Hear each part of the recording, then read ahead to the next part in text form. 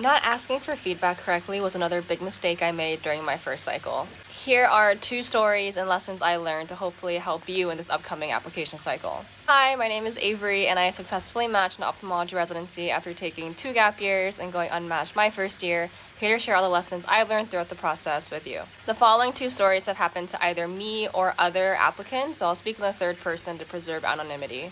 Applicant A worked with one resident primarily throughout their entire away rotation, and that resident gave them constant positive feedback. The student chose to work with this resident the most because of this feedback, and every time the student would ask for feedback from that resident, the resident would say that they were the best rotator the program's ever had and that they were doing amazing. Fast forward to going unmatched, the student asked the PD for feedback, and here's that during the rank list meeting, some of the other residents noted that the student was frequently tardy and that timeliness didn't seem to be a priority. This was despite the fact that the resident the student worked with the most never noticed this.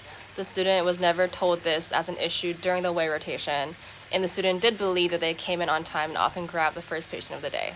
In this scenario, the key takeaway is that if you're given the choice, try to work with as many residents as you can and get feedback from all of them, not just the ones you work with the most. Those you don't work with or only work with for a short period of time can still cast judgment on you without you even realizing. However, you can try your best to try and identify and address any potential misconceptions before the end of your rotation. Another sub-takeaway is to always come early and stay late.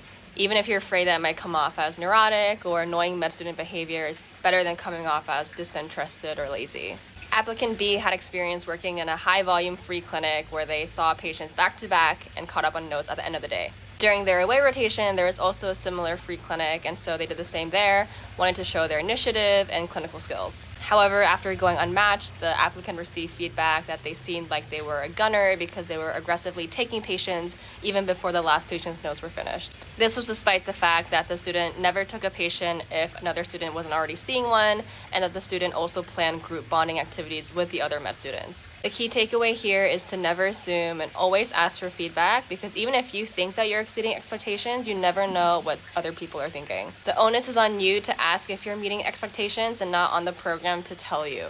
Lastly, I think that feedback should be asked with the honest intent of trying to find negative feedback rather than positive feedback. Rather than asking, is there any feedback for me today, or is there anything I could have done better, which is easy for a resident to just say no and move on with their life, I would rather ask a more open-ended question like, what is one thing I could have done better today so that I can improve my performance tomorrow?